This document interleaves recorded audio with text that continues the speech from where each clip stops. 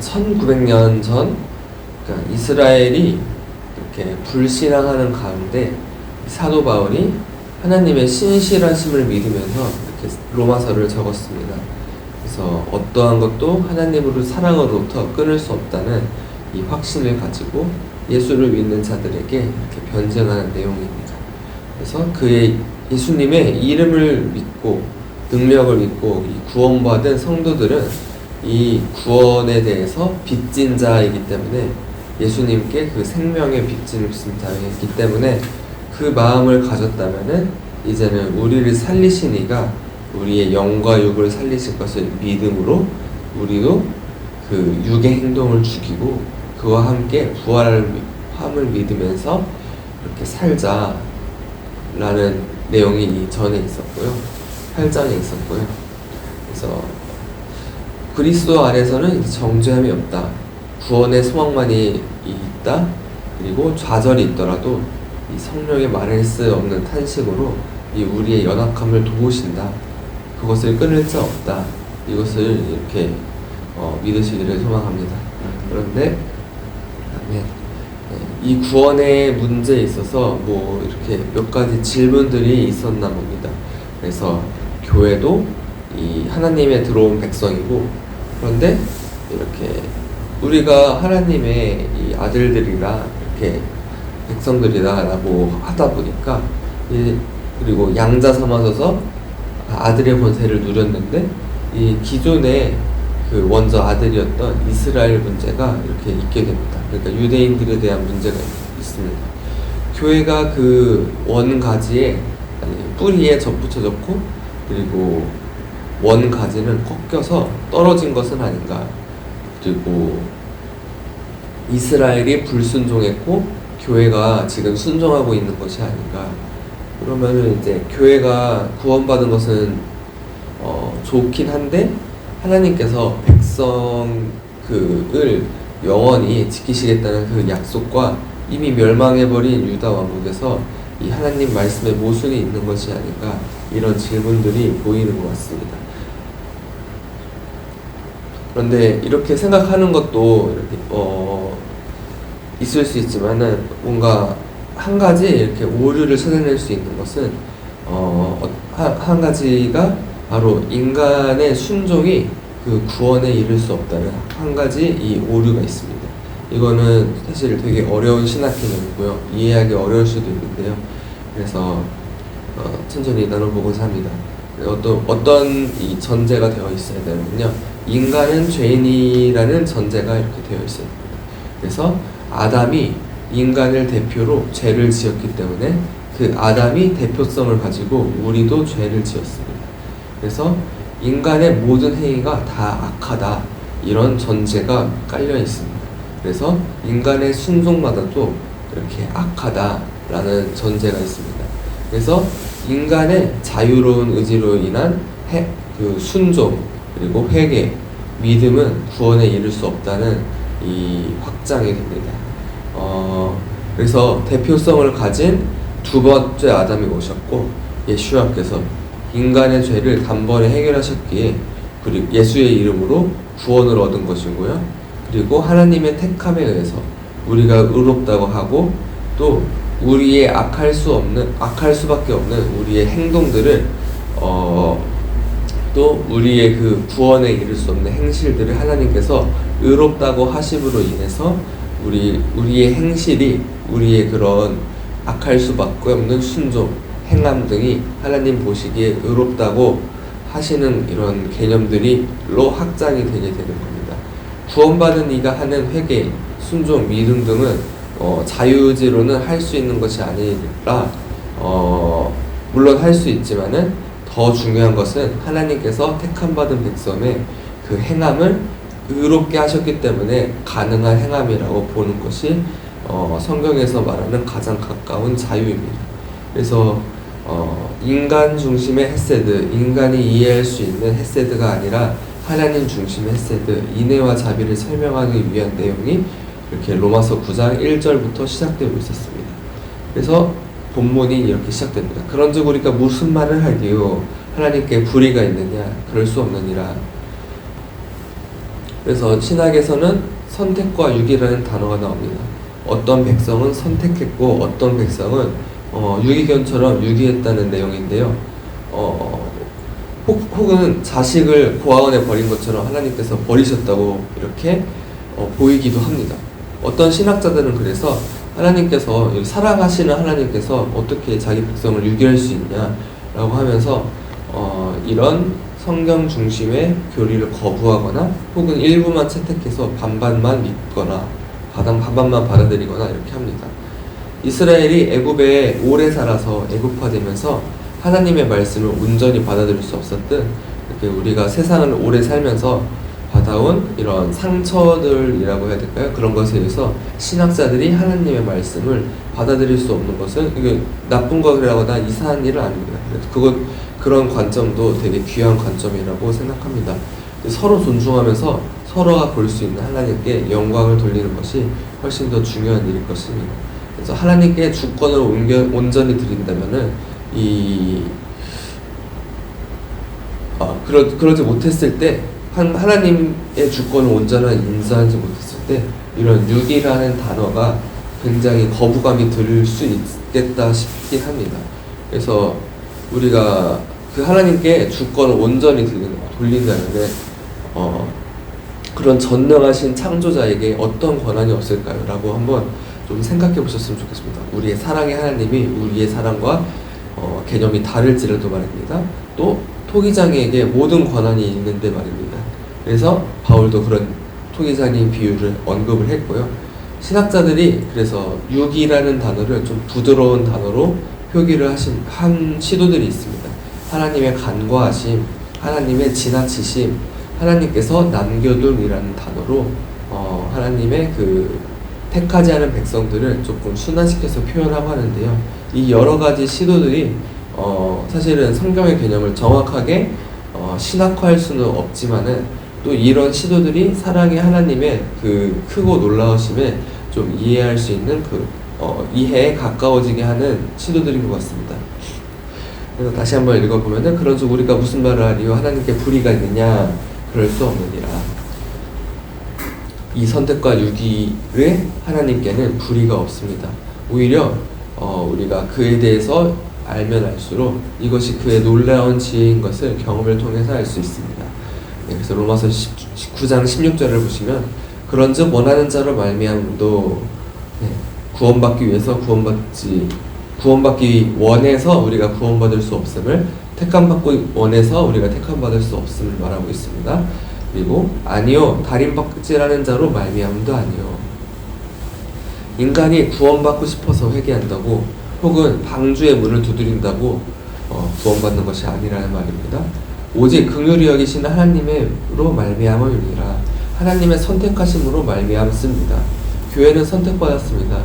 교회를 통해 하나님의 이름이 온 땅에 전파됩니다. 그래서 18절을 보시면, 그런즉 하나님께서 하고자 하시는 자를 긍휼히 여기시고 하고자 하시는 자를 완악하게 하시느니라. 그 이름을 전하고 싶어도 하나님께서 택한 교회를 통해서 이름이 퍼집니다. 선택받지 못한 자는 해도 그 행함을 통해서 오히려 완악해질 뿐입니다. 그래서 19절에서 어떤 사람이 바울에게 묻는 모습이 나옵니다. 하나님이 그러면은 완악할 사람을 완악하게 했고 순종할 사람을 순종하게 했는데 왜 인간에게 그런 죄인이라고 이렇게 심판하시고 말씀하시는 건가요? 라고 묻는 사람이 있었던 겁니다. 그래서 그것도 어떻게 인간 중심적으로 보면은 타당한 질문일 수 있습니다. 바울은 그럴 때 토기장의 비유를 들어서 변론하게 됩니다. 그릇과 같은 피조물이 어찌 창조자에게 질문할 수 있느냐라고 말합니다. 높으신 이가 이 세워둔 전략을 이 낮은 사람이 어찌 이해할 수 있을까요? 우리는 그저 순종할 뿐입니다. 하나님께서 비록 유기하셨다 하셔도, 그리고 하나님께서 그 진노를 6,000년 동안 참으셨던 것을 기억해야 됩니다. 아담으로부터 하나님께서 참도력으로 5,786년이라고 유대인들은 주장하고 있고요. 아무튼 우리가 셀 수 없는 긴 시간 동안 하나님께서는 진노하시고 그 때가 되는 것을 오래 참으셨습니다. 또 하나님께서 어떤 백성을 선택하셨다고 하셔도 더 많은 이들을 구원하기 위해서 그 갈망하는 에덴의 회복을 하나님께서는 6,000년 이상, 5,786년 이상 참으신 것입니다. 그래서 로마서 9장 24절은 이 그릇은 누리니 곧 유대인 중에서뿐 아니라 이방인 중에서도 부르신 자니라. 하나님께서 진노를 붓거나 혼인잔치에 초대할 유대인과 이방인의 한 세 사람을 이 9장 24절에서 잠깐 보여주고 있습니다. 그래서 비록 이스라엘이 불순종해서 버린다는 것 같지만 그들도 하나님의 아들이라 일컬음을 받게 될 것임을 인용하면서 말씀하고 계십니다. 또 이사야가 이스라엘에 관하여 이르되 이스라엘 자손들의 수가 비록 바다의 모래 같을지라도 남은 자만 구원을 받을지니 라고 27절에서 말씀하고 계시는데요. 이방인들 중에서도 이 소수 에돔의 남은 자만 구원받아 이 무너진 다윗의 장막을 세우는 데 동참합니다. 또 이스라엘 자손들도 마찬가지입니다. 모두가 구원받는 것이 아니라 이 모래 같은 복을 누린 이스라엘 백성들도 이 남은 자만 구원을 받게 된다고 27절에서 언급하고 있습니다. 그래서 택함받은 백성이 적을 수 있다라는 개념을 이렇게 못 박아두는 것이고요. 28절에서 주께서 이 땅에 위해서 그 말씀을 이루고 속히 시행하시리라 하셨느니라. 이 한 세 사람 말씀이 실현되는 순간 세상이 10가지 재앙에 휩쓸려 성도들이 넘어지고 있을지라도 주님께서는 이 택하신 백성을 부활시켜서 살리실 것을 바울은 이렇게 믿고 있습니다. 마지막 절 29절에서 이사야가 미리 받은 바 만일 만군의 주께서 우리에게 씨를 남겨두지 아니하셨더라면 우리가 소돔과 같이 되고 고모라와 같았으리보다 함과 같으니라. 아멘. 네. 지금 이 시대도 마찬가지로 그 언약의 씨를 하나님께서 남겨두지 않으셨다면 이 나라 없이 2500년을 살았는데 지금 나라가 건국되는 것은 있을 수 없는 일입니다. 그 나라는 그 고대 자신의 그 뿌리가 되는 왕이 실존 인물이라는 증거도 정말 찾아주기 힘들었습니다. 다윗 왕이 하나님의 말씀을 너무 많이 실천해가지고 건축물을 남긴 게 없어가지고 혹은 이런 법전의 기록에 남긴 게 없어서 다윗 왕이 실존 인물이라는 증거가 거의 없습니다. 그래서 겨우 찾아낸 거가 하나 있어가지고 다윗 왕이 실존했다고 믿게 되는 거고요. 솔로몬은 많아서 있는데 말이에요. 네. 그 정도로 다윗 왕은 유다 왕국 혹은 이스라엘 왕국은 작은 민족이어서 예수님을 기다리지도 못하고 그 민족 자체가 사라졌을 가능성이 너무 큰 민족이었습니다. 하지만 하나님의 말씀은 신실하셔서 이 소돔과 고모라처럼 흔적도 없이 사라졌어야 할 민족이 수많은 학살을 겪었어도 경험했어도 30배, 60배, 100배 이상의 이방교회의 구원을 이루어내는 것을 사도 바울이 이제 10장, 11장에서 계속 변증합니다. 그래서 결국 우리 알다시피 이스라엘 국가는 건국되고 있습니다. 그래서 지금까지는 이제 로마서 9장의 약간 신약적인 개념으로 우리가 중심 잡아야 할 것이 어딘가를 보았고요. 이제 그래서 바울이 진정으로 원하는 그 한 세 사람의 부르심 받은 교회의 역할이 무엇이냐, 이 공동체의 역할은 무엇이냐 바로 이 택함 받은 민족들이 예배드릴 수 있도록 사람을 들어가라 하는 것입니다. 파송하는 것입니다. 네. 모세는 이스라엘을 출애굽시키려고 간 것이 아닙니다. 우리는 이것을 반드시 아까 바울의 그 신학적 개념들을 통해서 짚어야 됩니다. 모세의 능력과 기적으로 이스라엘을 구원하는 것이 아닙니다. 이런 행위로는 출애굽을 이룰 수 없습니다. 홍해에 막혔을 것이고요. 애굽의 요술살들도 어느 정도의 기적은 일으킬 수 있었습니다. 그 모세는 한 세 사람 말씀을 전하기 위해서 바로에게 간 것이라는 것을 이 바울 신학의 개념을 통해서 우리가 다시 정립해야 됩니다. 내 민족을 구원하고 싶은 모세는 과거 40대 때 이집트 사람을 죽여서 출애굽을 시도했습니다. 하지만 모세는 변화했습니다. 이 바로의 얼굴을 보면 죽을 수도 있습니다. 실제로 그랬습니다. 파라오의 얼굴은 바로 볼 수 있는 것이 아닙니다. 깨끗하게 단장을 하고 허락된 자만이 갈 수 있는데 바로에게 그럼에도 불구하고 죽음을 무릅쓰고 말씀을 전하러 들어갑니다. 하나님의 말씀이 그 자신의 백성을 이끌고 나와 예배드려야 함을 전하러 들어갑니다. 바울도 마찬가지입니다. 이 바리수인 중에 바리새인이 하나님 나라 영광을 위해서 자신은 그 헬라 철학으로 최선을 다해 헬라 철학으로 최선을 다해 공부했고 또 그러면 뿐만 아니라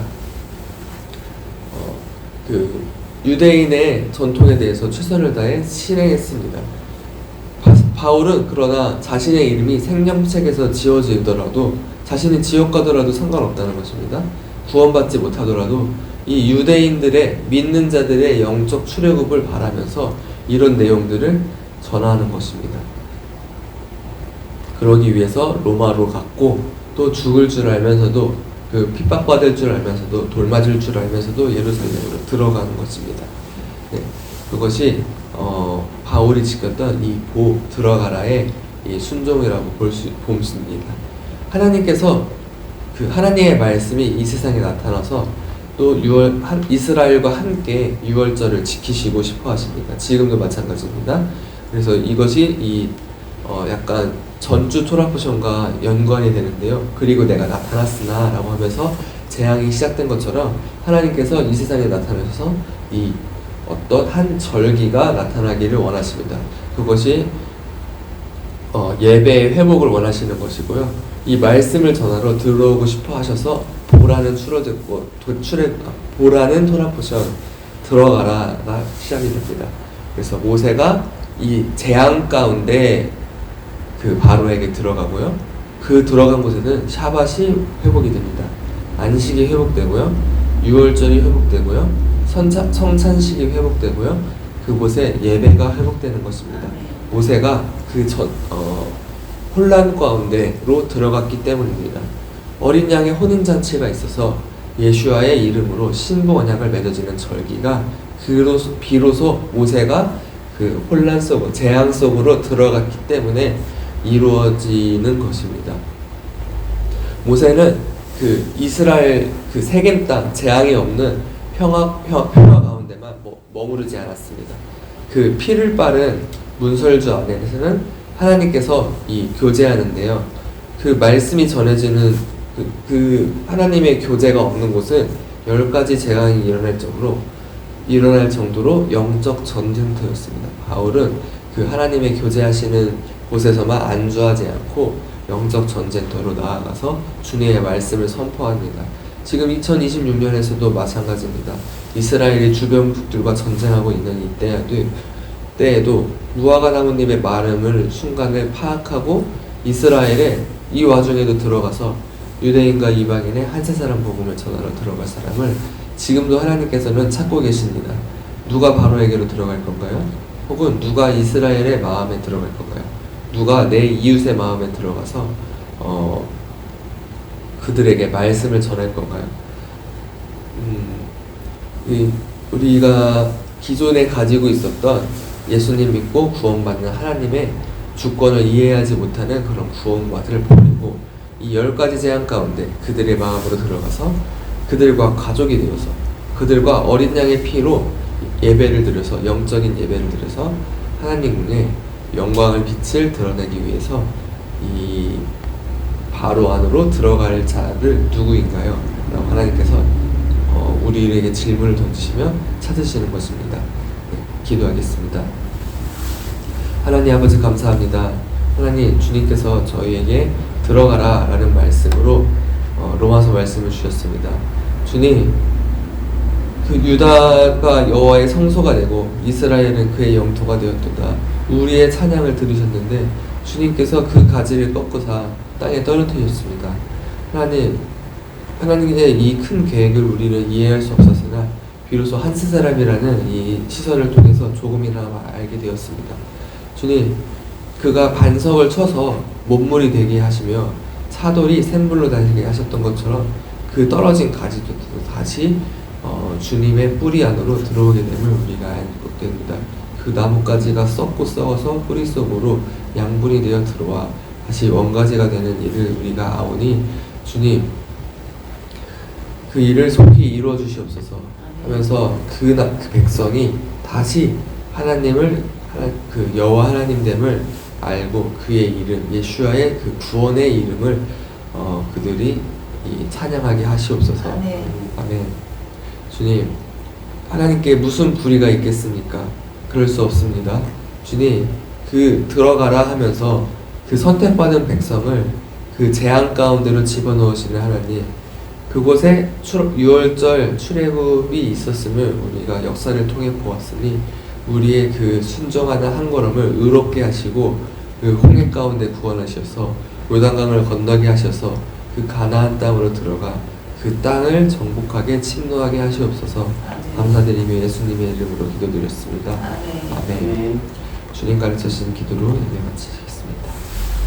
하늘에 계신 우리 아버지여, 이름이 거룩히 여김을 받으시오며 나라의 임하시며 뜻이 하늘에서 이루어진 것 같이 땅에서도 이루어집니다. 오늘날 우리에게 일용할 양식을 주시고 우리가 우리에게 죄 지은 자를 사하여 준 것 같이 우리 죄를 사하여 주시고 우리를 시험에 들게 하지 마옵시고 다만 악에서 구하옵소서.